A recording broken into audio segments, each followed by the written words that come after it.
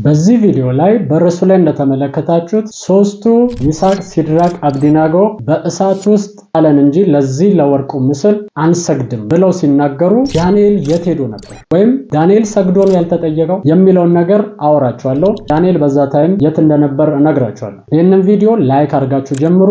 ብዙዎች ይባረኩበታል። እናንተም ድንቅ መገለጥን ከመጽሐፍ ቅዱስ ታገኛላችሁ። ሰብስክራይብ ያላረጋችሁ ሰብስክራይብ እያረጋችሁ የዚህ ዩቲዩብ ቤተሰብ መሆን ትችላላችሁ።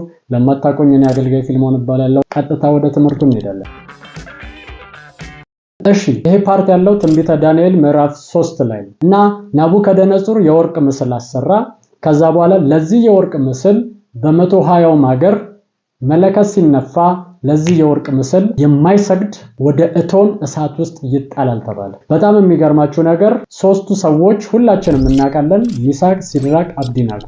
እነዚህ ሰዎች አንሰግድም አሉ እና ሁሉም ሲሰግድ እነዚህ ሶስቱ ግን አንሰግድም ብለው ፋይት አደረጉ። አምላካችን ከዚህ ከሚነደው እሳት ሊያድነን ይችላል፣ ነገር ግን ባያድነንም እንኳን ለዚህ ወርቅ ምስል አንሰግድም ብለው በእምነታቸው ተወረረዱ። ከዛ በኋላ እሳቱን 7 እጥፍ አድርጉት ተብሎ እነዚህ 3 ሰዎች ወደዛ ውስጥ ተወረወሩ። በጣም የሚገርሟችሁ እነዚህን ሰዎች ወደዛ የወረወሩ ሰዎች በነበልባሉ ተቃጥለው ሞቱ ይላል። ነገር ግን በዚህ ሰዓት ዳንኤል የት ነበር? እንግዲህ አይታችኋል መጽሐፍ ቅዱስ ላይ ወደ አምላኩ የሚጸልይ አንበሶች ጉድጓድ ውስጥ ይጣላል ሲባል ትልልቅ አዋጆች ሲወጡ ዳንኤል ኖ ብሎ ቆፍጣና ሆኖ ፋይት ሲያደርግና ብዙ ነገሮች ሲገባ ታስታውሳላችሁ። እዚህ ጋር ግን ዳንኤል የት ሄደ?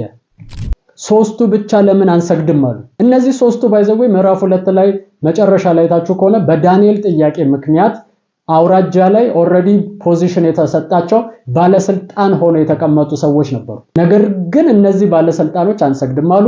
ሌሎቹ ሁሉም ባለስልጣን ግን በ120ው ሀገር ላይ ሰገዱ። ይኸውላችሁ እዚህ ጋር ሚስጥሩን ልንገራችሁ። ይሄ የወርቁ ምስል የተሰራው እንዴት ነው የሚለውን ጥያቄ መጠየቅ አለባችሁ። መጀመሪያ ወደ ምዕራፍ 2 ተመልሳችሁ ስታዩ ከቁጥር 1 ጀምሮ ናቡከደነጾር ህልም አለመና ያ ህልም ጠፋበት። ከዛ በኋላ ያንን ህልም ከነትርጉሙ ይዞ የመጣው ማን ነው ካላችሁኝ ዳንኤል የሚባል ፐርሰን። ስለዚህ ዳንኤል ህልሙንም ይዞ የመጣ ፐርሰን ስለሆነ ኦሬዲ ያ ፐርሰን ከህልሙ ይበልጣል። አያችሁ፣ የጠፋውን ህልም ጎትቶ ከመንፈስ ዓለም ያመጣው ዳንኤል ነበር። ናቡከደነጾር ይህንን የወርቅ ምስል ያሰራው ከህልሙ ተነስቶ ነው።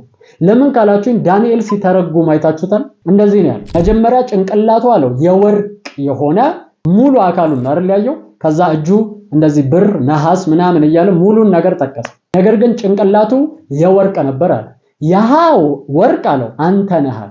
እግዚአብሔር በምድር ሁሉ ተሰሚ እንድትሆን እንስሳትን ሳይቀር አስገዝቶላል ብሎ የተሰጠውን ስልጣን ለናቡከደነጾር ዳንኤል ሲነግረው ታውቃላችሁ። ወርቁ አንተ ነህ ስለተባለ ምዕራፍ 3 ላይ ሙሉ የወርቅ ምስል አሰራና ለኔ ስገዱ ማለት ጀመረ ማለት ነው። አያችሁ፣ ይህንን ያደረገው ግን ህልሙን ያመጣው ዳንኤል ቀድሞ ስለነበር፣ ይህንን ነገር የሰራው ዳንኤል ህልሙን ከመንፈሱ ዓለም ስለመጣለት። ስለዚህ ምን ማለት ነው ስትሉኝ ዳንኤል ከህልሙ ይበልጣል። ህልሙን እንኳን ጎትቶ ያመጣውና የተረጎመለት ዳንኤል ነው። ስለዚህ ዳንኤል እንደዚህ አይነት ጥያቄ ለመጠየቅ እንኳን ከጥያቄው በልጧል ማለት ነው። ምን ማለት ነው? የዳንኤል ደረጃ እንደዚህ ሊጠየቅ የሚችልበት ደረጃ አልነበረም። ከዚህ ደረጃ ወጥቷል። ልክ ናቡከደነጾር ለምስሉ እንዳልሰገደ ዳንኤል ደግሞ ከናቡከደነጾር በላይ ተቀምጧል። ኢየሱስ ጌታ ነው። ስለዚህ መንፈሳዊ ዓለም ላይ የዳንኤል ራንክ ወይም ደግሞ መንፈሳዊ ደረጃው ከዛ ነገር የበለጠ ስለነበረ ይህንን ጥያቄ ሊጠይቁት እንኳን አልደፈሩም ነበር። ኢየሱስ ጌታ ነው።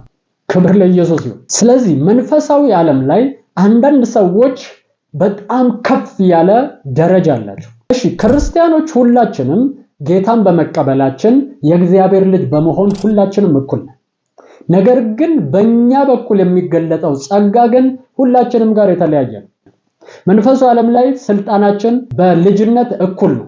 ነገር ግን እኩል ያንን ስልጣን ግን አንጠቀምም ወይም አንገልጠው። ይህንን እንዴት ነው የምናውቀው ካላችሁኝ አጋንንት ራሱ ይነግራችኋል። በጌታ የሆኑ ሰዎችን አስቆማችሁ ከዛ በኋላ አንድ አጋንንት ያለበትን ሰው አቆማችሁ ፊት ለፊታቸው በኢየሱስ ስም በሉ ብትሏቸው አጋንንቱ እኩል ለሁሉም ምላሽ አይሰጣቸው። የኢየሱስ ስም ኃይለኛ ነው፣ ብርቱ ነው፣ ሁሉን ቻይ ነው። ነገር ግን የሚጠሩት ሰዎች ምን አይነት መንፈሳዊ ደረጃ ላይ ሆኖ ነው ያንን ስም እየጠሩ ያሉት የሚለው ልዩነት ያመጣል። ስለዚህ በጌታ በመሆናችንና ልጅ በመሆናችን እኩል ነው። ነገር ግን እኩል ያለንን ነገር ግን አንገልጥም ወይም ደግሞ እኩል ኃይል አይገለጥም። ለምንድነው ሲባል እሱ በተለያየ ምክንያት ሆኖ ሊለያይ ይችላል። አይታችሁ ከሆነ መጽሐፍ ቅዱስ ላይ ኤልያስ ሰማይን ዘጋ ይላል አይደለ? ከዛ በኋላ ግን ሰማዩን ሊከፍት የሚችል አንድም ሰው አልነበረም። ኤልያስ እንዲህ አለ፣ ከአፌ ቃል በቀር አለ በዚህ ምድር ላይ ዝናብም ይሁን ጠል አይመጣም ብሎ ሰማዩን ቆልፎ ነው የሄደው። በጣም የሚገርመው ነገር አብድዩ የሚባለው ፐርሰን ሲያገኘው እንደዚህ አለ፣ እኔ 50 ነቢያቶችን በዋሻው ሸሽጌ እያበላው እያጠጣው ነው አለ። በጣም ይገርማቸዋል። እነዚህ 50 ሁሉ ተደምረው ኤልያስ የዘጋውን ሰማይ ሊከፍቱት አልቻሉም። ለምን ስትሉኝ ኦልሬዲ እነሱ ተደምረው እንኳን የኤልያስን ራንክ ወይም መንፈሳዊ ደረጃ ሊደርሱት አልቻሉም ማለት ነው። አንዳንድ ሰዎች መንፈሳዊ ዓለም ላይ እጅግ ከባድ የሆነ ደረጃ አላቸው። አይታችሁ ከሆነ ስለ መላእክት እንኳን መጽሐፍ ቅዱስ ሲናገር ደረጃ እንዳላቸው ያወራል። እውነት ውሸት? ሚካኤል የመላእክት አለቃ እንደሆነ ይናገራል። እነ ገብርኤል አለቃ እንደሆኑ ይናገራል። ስለዚህ በስራቸው ደግሞ ሙቭ የሚያደርጉ ዮሐንስ ራእይ ላይ ስታነቡ ሚካኤልና መላእክቱ ይላል። ሂዝ ኤንጅል ሚካኤል አለቃ ሆኖ የሚመራቸው መላእክቶች አሉ ማለት ነው። መንፈሳዊ ዓለም ላይ የኃይል ደረጃ አለ። አንዱ መልአክ ወደ ዳንኤል ሊመጣ ሲል አንድ የፋርስ መንግስት አለቃ አጋንንት ተቋቋመው ይላል። ነገር ግን ያንን መልአክ የረዳው ሚካኤል። ሚካኤል ሞር ከዚህኛው መልአክ ይልቅ ፓወርፉል እንደሆነ በዛ ታስተውላላችሁ። ስለዚህ ደረጃ መንፈሳዊ ዓለም ላይ አለ ማለት ነው። ኢቭን መጽሐፍ ቅዱስ ላይ ስታነቡ እንደዚህ ይላል፣ አምድ የሆኑ ሐዋርያት ይላል። እነዚህ ደግሞ ያዕቆብ፣ ዮሐንስና ጴጥሮስ ናቸው። እነዚህ አምድ ሐዋርያት ናቸው። እነዚህ ደረጃ አላቸው። አያችሁ፣ ኢየሱስም ሁሉንም ከሁሉም ነጥሎ እነዚህ ሶስቱን ብቻ ያሰለጠናቸው ነበር። ሶስቱን ብቻ ይዟቸው ወደ ተራራ ይወጣ ነበር። እነዚህ አምድ ሊሆኑ የተጠሩ ወይም ምሰሶ ሊሆኑ የተጠሩ በጸጋ ደረጃቸው ከፍ ያለ ሐዋርያት ነበሩ ማለት ነው። እናንተም በህይወታችሁ ላይ መንፈሳዊ ሌቭል ላይ ራንክና ደረጃ ይኖራችኋል። ዳንኤል እዛ ጋር ለመጠየቅ እንኳን ኦልሬዲ ራንኩ ከዛ ነገር ያለፈ ነው። እነዚህ ሶስቱ ሚሳቅ፣ ሲድራቅ፣ አብዲናጎ ግን ኦልሬዲ የዳንኤል ያክል ራንክ አልነበራቸው። እንዴት ነው መንፈሳዊ ዓለም ላይ ደረጃ የሚጨምረው የምትሉኝ ከሆነ አንድ ሁለት ፖይንቶችን አንሳላችሁ። መንፈሳዊ ዓለም ላይ ደረጃችሁ እንዲጨምርና በእናንተ የሚገለጠው ኃይል መጠኑ ከፍ እንዲል ካስፈለገ ከጌታ ጋር የምታሳልፉት ጊዜ ይወስነዋል። ቅድም ስጠቅስ አስተውላችሁ ከሆነ እነዚህ ሶስቱ ሰዎች ጴጥሮስ፣ ያዕቆብና ዮሐንስ ኢየሱስ ክርስቶስ ከሁሉም ነጥሎ ብቻቸውን ከሱ ጋር ህብረት እንዲያደርጉ ያደርጋቸው ነበር። አብረውት ብዙ ነገሮችን አይተዋል። ተራራ ላይ ሲሄድ ሶስቱን ነበር ይዟቸው ትልቅ ክብሩን ያሳያቸው። 9ኙ ግን ያንን ግሎሪና ክብር አላዩም ነበር። እነዚህ ሶስቱ የተነካኩት የሰሙት ቮይስ አለ እነሱ ብቻ። እነዚህ ሶስቱ ብቻ ኢንካውንተር ያደረጉት የክብርና የደመና ደረጃ አለ ማለት ነው። ሌላ ፓርትም ላይ ስታነቡ የሞተችዋን ልጅ ሊያስነሳ ኢየሱስ ክርስቶስ ሲሄድ ሶስቱን ነው ይዟቸው የገባው፣ ያዕቆብ፣ ዮሐንስና ጴጥሮስ። እነዚህ የሞተ እንዴት እንደሚነሳ በዛ ሌቭል ላይ እንዴት እንደሚደረግ ይህንን ኢንካውንተር አግኝቷል። ወይም ደግሞ እነሱ ብቻ የተማሩት ትምህርት አለ።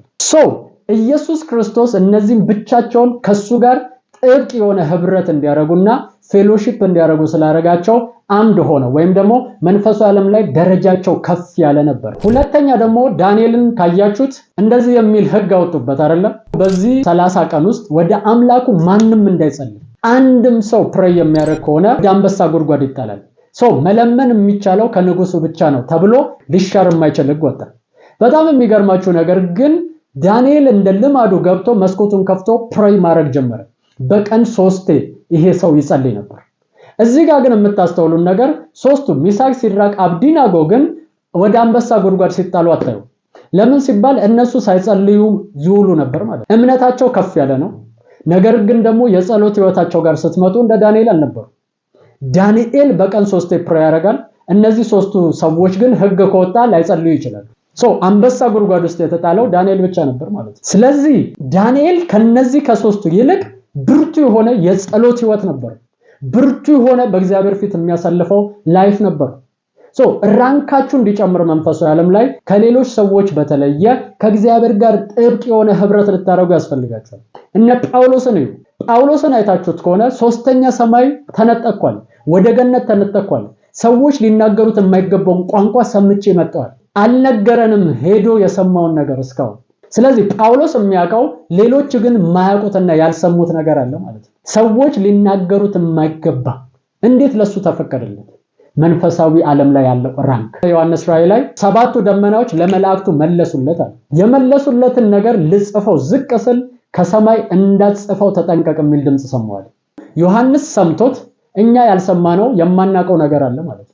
ለምን ስትሉ መንፈሳዊ ዓለም ላይ ራንክና ደረጃ የሚባል ነገር አለ። ይሄ ደግሞ የሚመጣው የመጀመሪያ ከጌታ ጋር በምታሳልፉት ብርቱ የሆነ የጸሎትና የህብረት ህይወት ነው። ሁለተኛው ደግሞ ምንድነው ካላችሁ መንፈሳዊ ዓለም ላይ የተቀበላችሁት ህመም ምን ያክል ነው? ከባባድ ጎዳና ያለፉ ሰዎች መንፈሳዊ ዓለም ላይ ከባባድ ደረጃ አላቸው። ለምሳሌ በተፈተናችሁት ልክ ነው ባይዘው ደረጃችሁ። አንደኛ ክፍል ፈተና ያልተፈተነ ሰው ሁለተኛ ክፍል መግባት አይችልም። 2 3 እያለ እስከ 12 ያልተፈተነ ሰው 12ኛ ክፍል አይገባም። ዩኒቨርሲቲ ተመርቆ የሚወጣ ሰው በብዙ ፈተናዎች ውስጥ አልፎ ፈተናዎቹም ደረጃቸው ይጨምራል። ለምን ሲባል ደረጃችሁ ከጨመረ ፈተናዎቹ ደግሞ በዛው ደረጃ ልክ ነው የሚሆኑት። የአንደኛ ክፍል ፈተናና የ12ኛ ክፍል ፈተና በፍጹም እኩል አይደለም። የ12ኛ ክፍል ፈተናና የካምፓስ ፈተና ፍጹም አይመሳሰልም። ያለፋችሁበት የፈተናው ደረጃ መጠን መንፈሳዊ ዓለም ላይ ያላችሁን ደረጃ ይወስነዋል።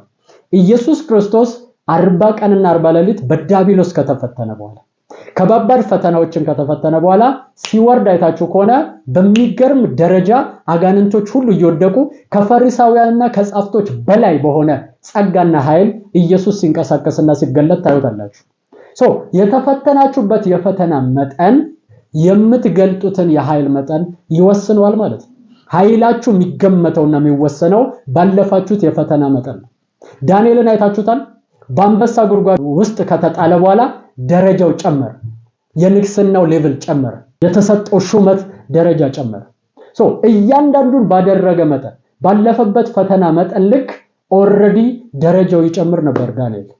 በህይወታችሁ ላይ ደረጃችሁ እንዲጨምር ካስፈለገ የምታልፉበት ፈተናና መከራ ብርቱ የሆነ መምጣት አለበት። ያ ደግሞ የሚሆነው በምትፈተኗቸው ትንንሽ ፈተኖች ጠንካራ ሆናችሁ ከጌታ ጋር በመጣበቅ የጌታን ድምጽ በመስማት እነዛን ፈተኖች በማለፍ ነው ያ ነገር የሚሆነው ማለት ነው።